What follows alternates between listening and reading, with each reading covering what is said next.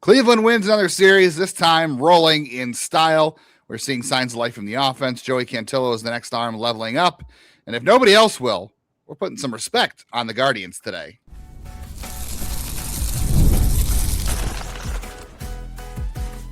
You are Locked On Guardians, your daily podcast on the Cleveland Guardians.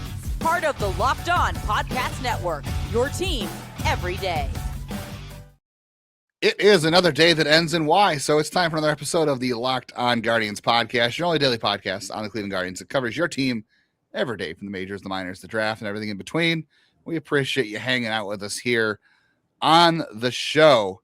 I'm Justin Lada, one of your two co-hosts, have been for the last 4 years, joined by my friend and coach Jeff Ellis, who is the OG of this show and the OG host for MLB at Locked On for the last 8 years, going into his 8th season.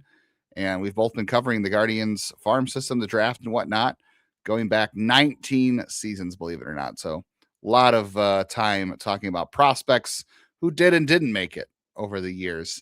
On today's show, Jeff, we're going to get into the Guardians finding their footing so far this year and what level they're playing at and why they deserve a little bit of respect. A little bit. We'll also talk about Joey Cantillo starting to evolve a little bit.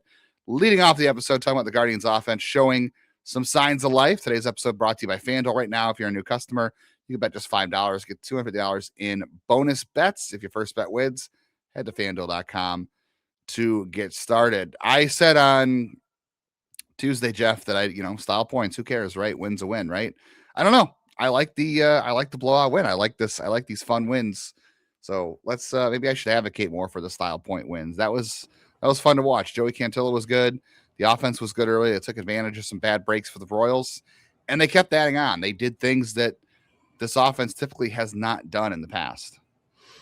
Yeah, it was, it's a game where I'm gonna say it by position. Every position got a hit because David Fry didn't have a hit at DH, but Manzardo got one. And every position reached base twice except for catcher and right field, Hedges and DeLauder.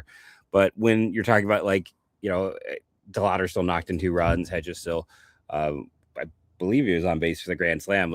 It was a complete offensive game. Every single position contributed. Every single position. It's nice to see. We've been concerned about Rhys Hoskins. We'll spend more time on him, but obviously the 3-double game.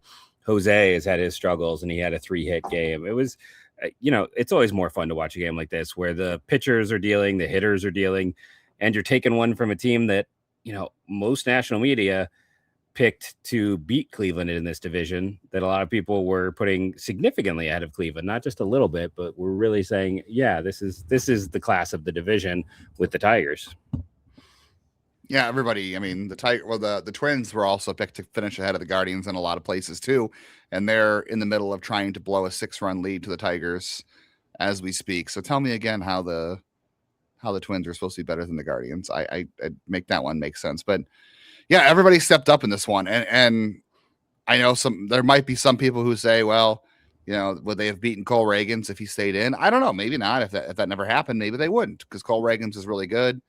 But that's not what happened. These things happen sometimes, and it's up to the offense to take advantage. I mean, Jose Ramirez has been dealt plenty of bad luck this year. I know we have talked about some of the at-bats haven't been great, and there's been some struggles, but I'll give you another stat for that, Jeff, in a little bit. But Jose hit a hard ball back to him, and unfortunately it glanced off of a bit of his hand, and the umpires gave the Royals and Ragans a solid 10 minutes, or what seemed like 10 minutes, for him to shake off the cobwebs from his hand. He threw like 8 or 9 warm-up pitches to try to get feeling back in his hand or get a grip down, because every pitch he was throwing was way high over the zone, or his velocity was down, which is why he walked David Fry on 4 pitches, and then Chase DeLauder hit him up for a 2-run double to knock him out of the game officially.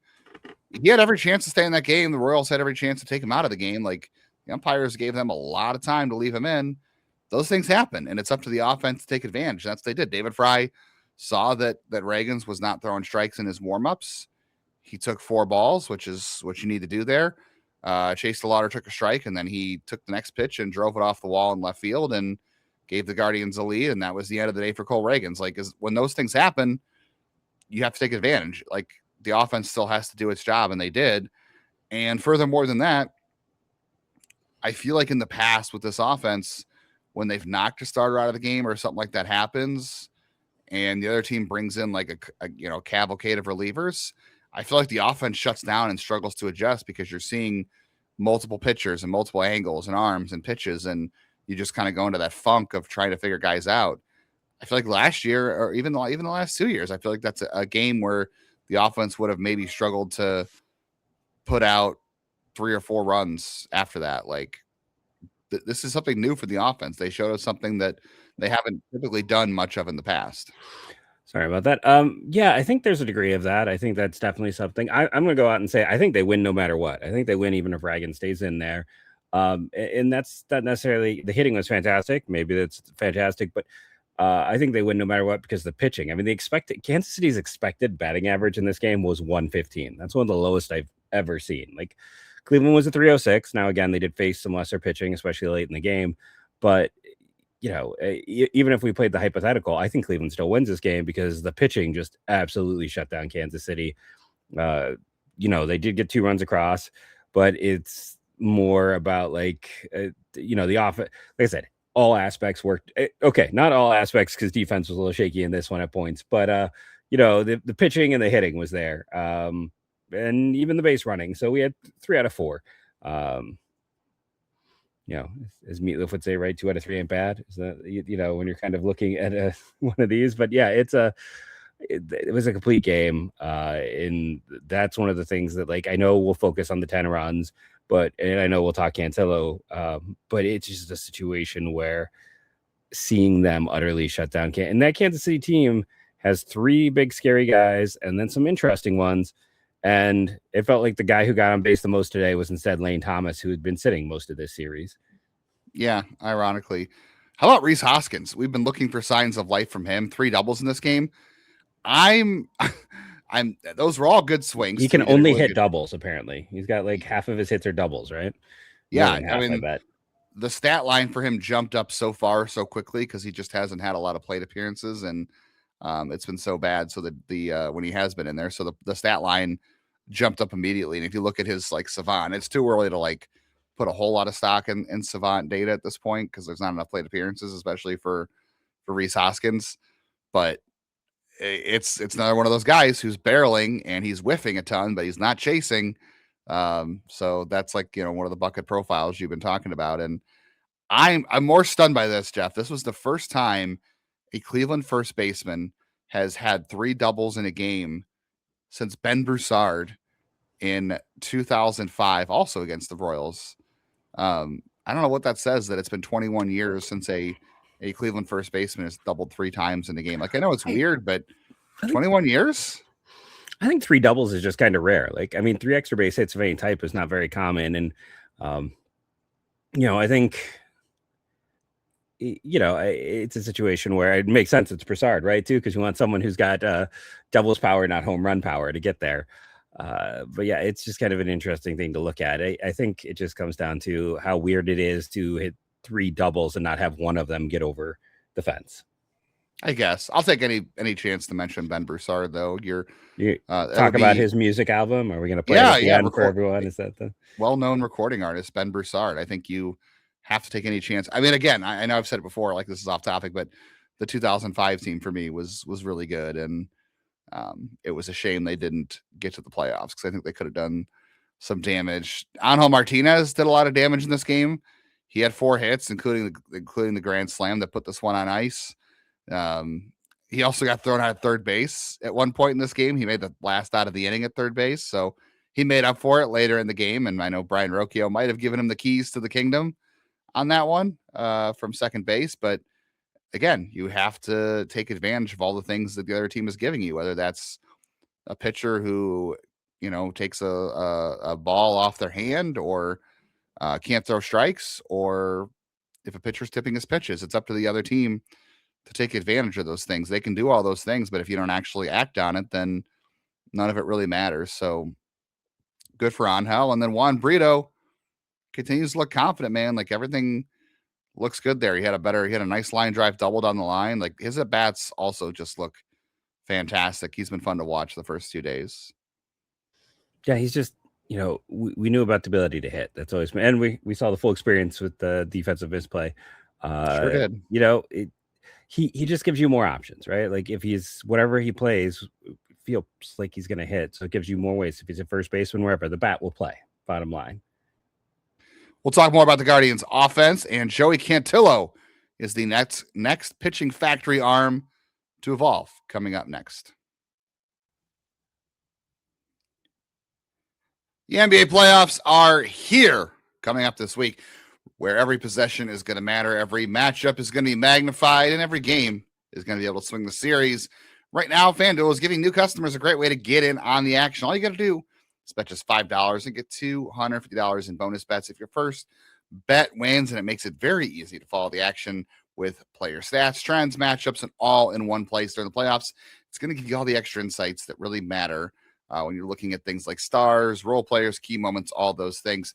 The Cavs have the fourth best odds to win the NBA Finals. They're still the second best odds to win the Eastern Conference. As for the Guardians, the over-under on the win total is still 80.5. That hasn't changed. They are still third best odds to win the AL Central. I believe that's 290. I'm going to jump on that, I think, pretty soon, because clearly they're not paying attention to this early season success the Guardians are having. So head over to FanDuel today to get started. At FanDuel, play your game. And you can't afford to play games at work with chaos, deadlines that are stacking up. Your inbox is overflowing. The one position you have to fill is sitting open. Pressure's on you, the right hire. This is a job for Indeed. Sponsored jobs helps you reach people who actually want to fit into your company what you're looking for. Skills, experience, location, not just hoping the right candidate stumbles across your post.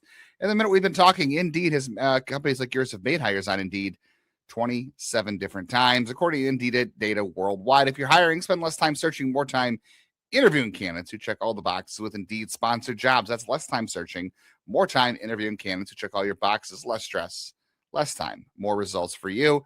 Cut through the chaos with Indeed sponsored jobs. Listeners to the show, you get a $75 sponsored job credit to help you get the premium status it deserves for your job at Indeed.com/podcast. Go to Indeed.com/podcast right now and support the show by saying you heard about Indeed on Locked On Guardians. Indeed.com/podcast. Terms and conditions apply. Need to hire? This is a job for Indeed sponsored jobs.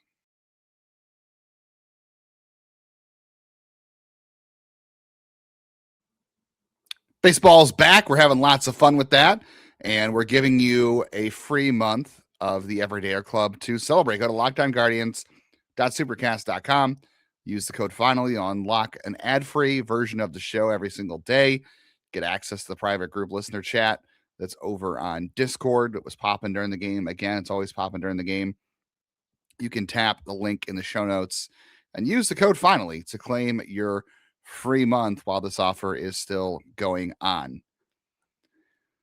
So the offense was still really good. We saw a lot of fun things, Jeff, we said Rhys Hoskins, Angel Martinez. Jose Ramirez was the guy to knock out Cole Reagans. Probably should mention Brian Rocchio too. I know some people got mad at us for our Brian Rocchio hate the other day, which we predicted. But props to Brian Rocchio because he hit the home run in game one that didn't necessarily matter. It was a garbage time homer, but still a homer and it still counts. Hit the game-winning hit on Tuesday, and then Wednesday he also had the hit that put him about, I think it was up 6-2 at that point. So he kept adding on. That's the other thing about this offense too, is they added on late in the game. Like it went from 3-0 or 2-0 to 3-0 to 4-2 to 5-2 to 6-2. That's another thing the offense didn't do most of the year last year is they didn't add on to keep these games spread out. In the past, that would get way too close. They'd win by one run. Even this year, we've seen games where the other team comes back and it ends up being a one-run game. They won this one going away. It fixed their run differential. They now have a positive run differential for the first time this year, and they're 8-5. They're one of, I think, 5 teams in MLB to have 8 wins so far this year. So things are going in the right direction for them. Jeff, would you guess who the most unlucky hitter is in baseball so far this year? Well, I know this morning the third most unlucky hitter was Kyle Manzardo. Well, now he's the most unlucky hitter as of this podcast. So his quality of contact plus strikeouts and walks, that is WOBA weighted on base average and expected weighting on base average, which again is quality of contact. I should say, the third lowest BABIP was how I was judging. Oh, yeah. Well, he has a negative 158 when it comes to WOBA versus ex-WOBA. He's expected weighted on base average says he should be a 315 right now, which isn't great, but it's certainly better than the 157 that he has. Expected batting average is 224 versus his current 061, and his expected slugging is 338. Also not great, but better than his 061 slugging. It took a position player pitching in this one for him to get a hit, which hopefully that'll break him out. Jose Ramirez, by the way, the 8th most unlucky hitter in baseball so far. Expected stats say that he should be hitting 255, not 133, 441 slug, not 244, and he should have a 338 weighted on base average, not a 219. So Jose Ramirez also very unlucky. And Bo Naylor even makes an appearance on this list. He's number 12. He should have a 303 expected weighted on base average compared to 195. So 3 Guardians hitters in the top 12 have been the most unlucky so far this year. And again, I want to be careful and say this. Like, I know some people are going to say, who cares what the stats do the results? Expected stats are not predictive. They're more of a look back of what should have happened but didn't. Mm-hmm. They're not necessarily predictive of what's going to happen next. BABIP might be a better sign of that for hopefully for Kyle Manzardo. But I think it's good to know that 3 hitters that are really struggling for the Guardians, especially Jose Ramirez, even though some of the at-bats have been kind of iffy at times, he's still getting unlucky and should be better than he has been. And that turned around in this series, I will say. He has a one heading into the day. He had a 132 BABIP as compared to Kyle Manzardo's 100. So if you look at that, honestly, the average is 290. So you could, the lazy approach is to add a 180. That's not perfect. So Manzardo's batting average would be to add about a 150 to Jose's. My only concern with Jose, and I think he'll be fine, is the high chase rate. Like, at rates he's never really done before. And even though he struggles a little at the beginning of the year, this is also the most he has ever struggled at the beginning of the year. The only other time I can think he approached this, and I went and looked at the numbers, and he wasn't even this low, but when he struggled was, I believe, 2019, when he was coming back from the hand injury, right, where he kind of had a rough first half by Jose standards, but he still came out a little stronger than this. This is, it's going to take time, but I'm not going to, was it 2 years ago? I was like, oh, maybe, Father Time is catching up. So I'm never going to sit here on the show and say that until that is something I can guarantee. Until then, I'm just going to assume that Jose is going to figure it out. But when you look at that BABIP data, when you look at the, unlucky data, I think it is a net positive because we're seeing reasons why these guys are underachieving. While Manzardo's approach has also been like, I think a lot of our comments have not been so much about the numbers, but concerns with his approach. And like, that is a bigger issue. And that's, some of what we're seeing with why we expect him to struggle. So it's just, but it's good that there's underlying reasons why there could be some more positivity as well. Yeah, Jose, I thought Jose looked a lot like Jose in this series overall. Today was, especially today, he had the walk, and then he had the hustle double. He had 2 hits overall. I know the first hit was off Reagan's, but he hit it hard. It wasn't like it shouldn't have been a hit. Like, it was bad luck where he hit it, and it was bad luck for Reagan's in this time and not Jose. I thought it was interesting too. You and I have talked off air about bat speed for Jose Ramirez, and how that isn't as never good been as, high. It's never been high, but you were saying like, oh, it's dipped a little bit even since then. Yeah. Today it was 75-8, which was the 4th hardest swing of the game, and that was the ball that he hit off Cole Reagan. So Jose's bat speed is, maybe starting to pick up a little bit too as the season, things maybe warm up a little bit. I don't know. He had the hardest bat speed of the game for any Guardians hitter. Rhys Hoskins had the 5th hardest, the 8th hardest, and the 9th hardest bat speed in this game too. So that's always a good thing. But yeah, they're going to be. Oh, sorry. I was just going to say, speaking of bat speed, they're going to be without their bat speed king, basically.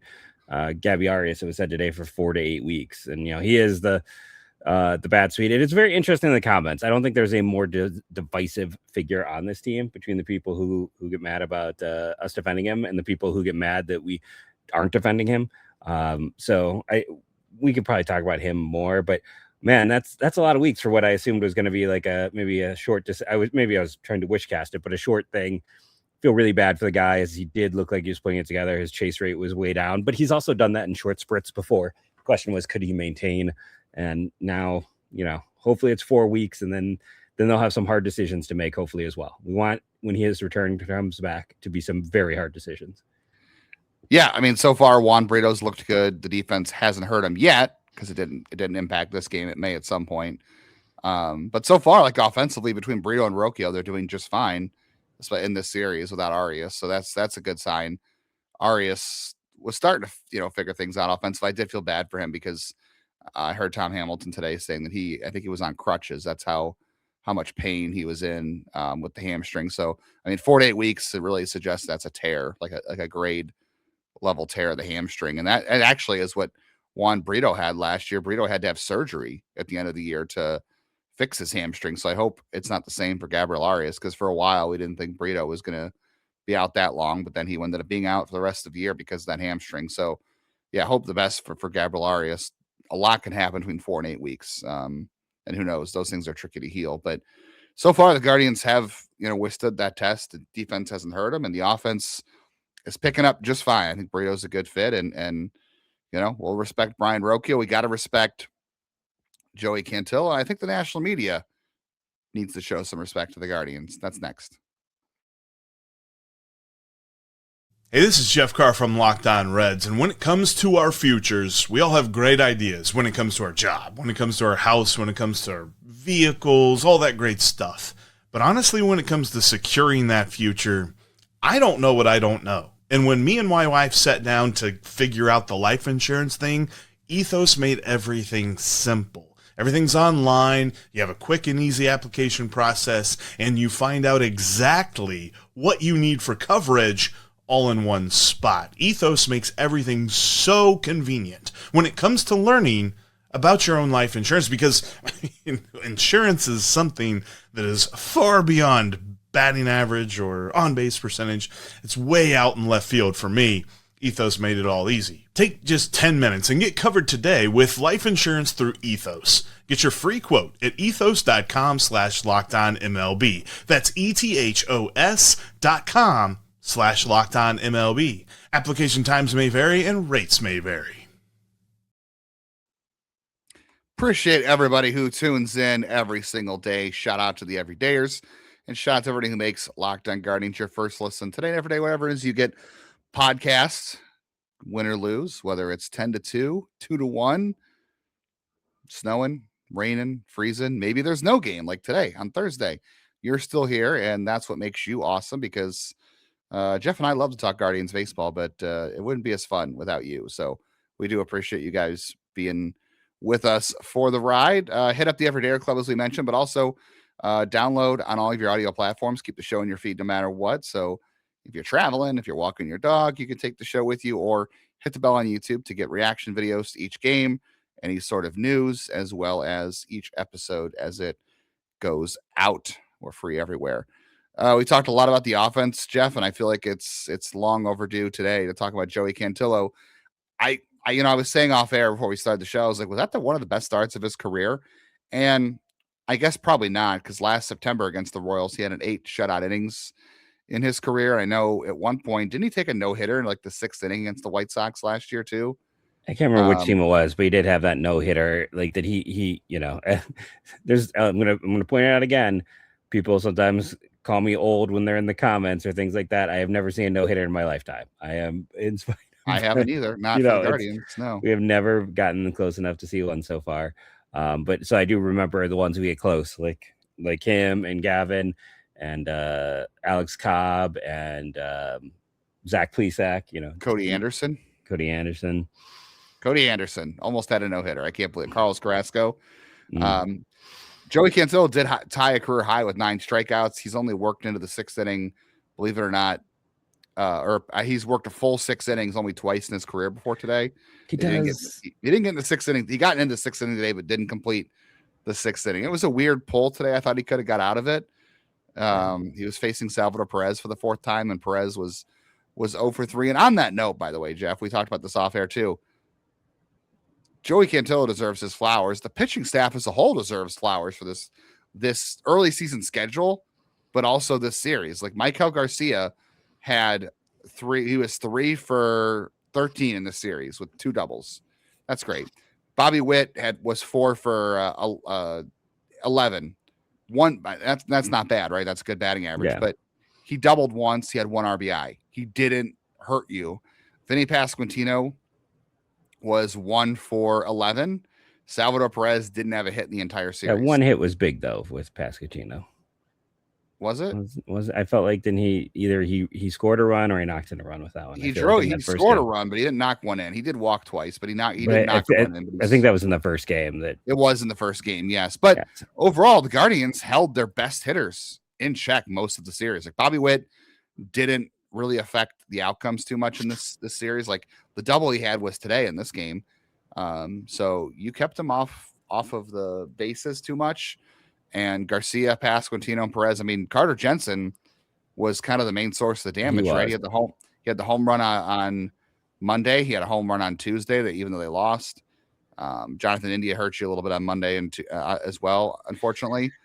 But the big guys in this lineup were held in check by this pitching staff. And you know I'm not going to say statistically it's one of the best starts of Joey Cantillo's career, but I thought the way he threw the ball was some of the best in his career. The fastball velocity was consistent. Like there was not a whole lot of up and down. Like, oh, he's 89, 90. Now he's 90, 92. Like he was consistently 92 to 94 most of this game, which is great for him to be able to hold that level instead of dipping down.